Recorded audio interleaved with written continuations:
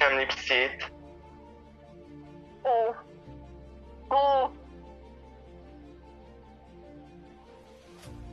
Cine este el?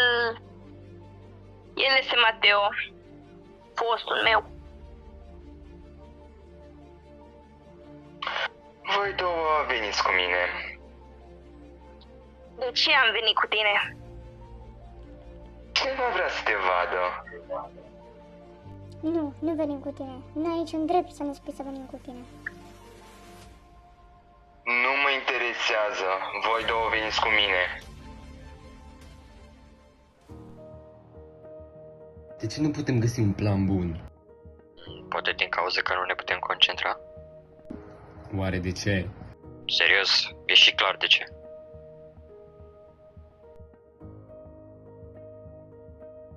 Lucifer, ce naiba faci? Eu? Nimic. Nimic? De ce te vorbezi așa la noi? Nimic important. Doar mă gândesc. La ce? Am zis că nu este important. Edison, ești sigură că va merge? Sinceră să fiu, habar n-am, dar sper că va merge. Și dacă nu, știi că nu este vina mea. Da, știu. Oare ceilalți au găsit un plan mai bun? Păi, dacă al meu nu va merge, atunci sper ca lor să fie bun. Dar, Edison, dacă nu vom reuși, De ce crezi asta? păi totul este foarte complicat. Așa este, dar mereu există o cale, așa că nu-ți face griji. Luca, te rog, du-te și cheamă-i pe cei doi vampiri. Am ceva de discutat cu ei. În regulă.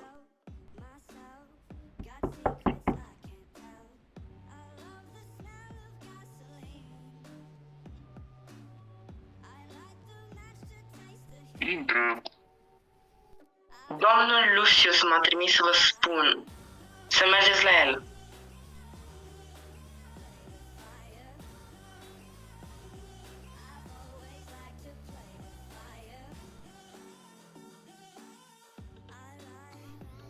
Suntem aici, ce este?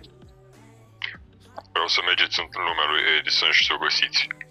M-am săturat de ea până peste cap. Vreau să pun capăt odată la asta. Plegați.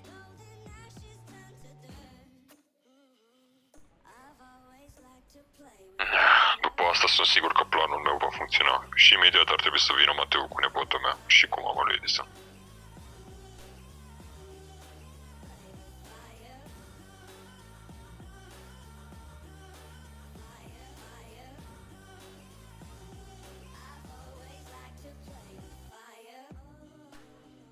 Bună, draga mea nepoată.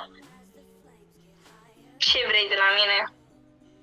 Vei vedea tu ce vei păți pentru trădarea pe care mi-ai făcut-o. Dar ce treabă ai tu cu mine? Eu nu ți-am făcut nimic. Ce ai făcut? Te rog, nu mă pune la încercare. Și dacă o fac, ce se întâmplă? Te-am avertizat. Ei, ce aveți de spus în apărarea voastră? Ești o mare dezamăgire. Nici nu pot să înțeleg cum ai putut deveni așa. Deci, eu sunt o mare dezamăgire? Eu cred că ai uitat cu cine vorbești aici. Nu m-am uitat. Dar serios, acum le-ai luat pe Mateo de partea ta? De ce? Doar să mă vezi pe mine suferind? Bingo! Ești destul de deșteaptă pentru cineva ca tine. Și dacă sunt ce?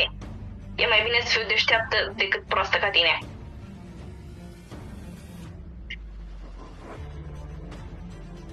Bună, draga mea.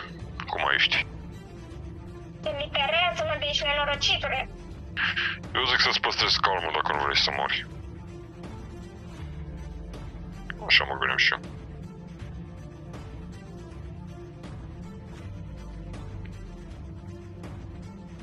E sigur că aceasta este locația. Cred că da. Așteaptă aici, Axel. Mă duc să văd cine e. Bine.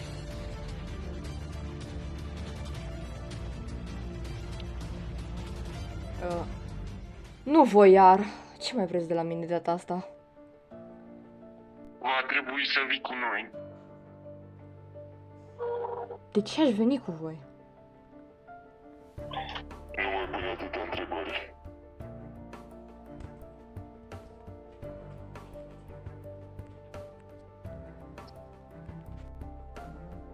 Deci nu mă calcă pe inerica acea fată. Intrăm cu forța? Așa proști, ce mi crezi?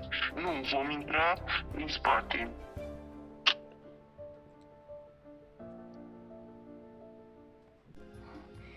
Excel, trebuie să plecăm acum. De ce? Ce s-a întâmplat?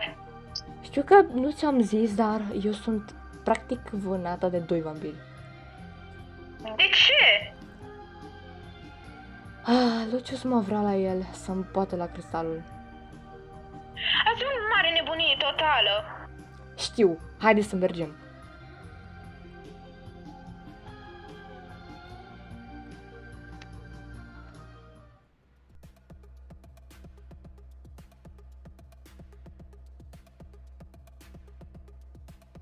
Ia te uită cine este demon. Oricum nu-i treaba ta în legătură cu asta. Petru, cred că cel mai probabil a venit după Edison. Știi bine că ei o vânează. Nu, în secunda asta voi plecați de aici. Sau ce? Eu zic să plecați până nu-i prea târziu. Cred că ne este frică de voi.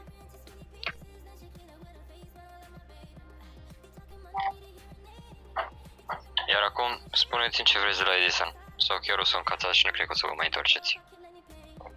Bine, fie, am să vă spunem. Lucius ne-a zis să o aducem la el pentru a putea să controleze. Eram sigur. Da, nu vreau să vă mai apropiați de ea sau o să pățiți grav.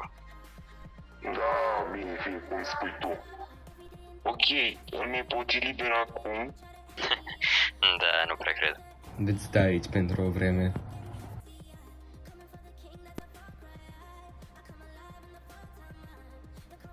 Cum i-ați prins? Cu ușurință, de fapt. Mulțumesc, Petru. Oricând pentru tine. Până la urmă, Lucius i-a trimis aici. Gândeam eu. Cel mai probabil am să-i rănesc puțin. Doar puțin. De ce ai răni? Ei fac doar ceea ce li se spune. Chiar? De ce? Pentru că voiau să te ia și să te ducă la Lucius. Petru, vii cu mine în curtea din spate. De ce? Doar vino.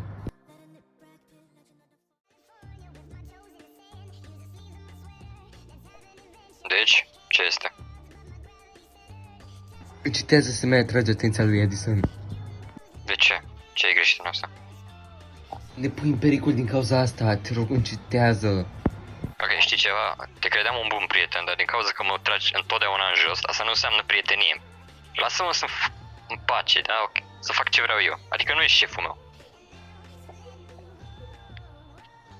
Mult mă enervează.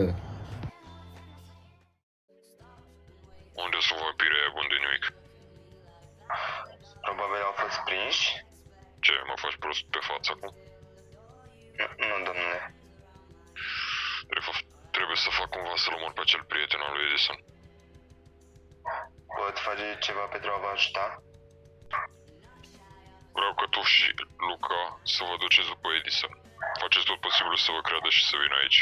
Păreți prietenoși și să nu credeți că sunteți de aici. Înțeles. Va fi distractiv.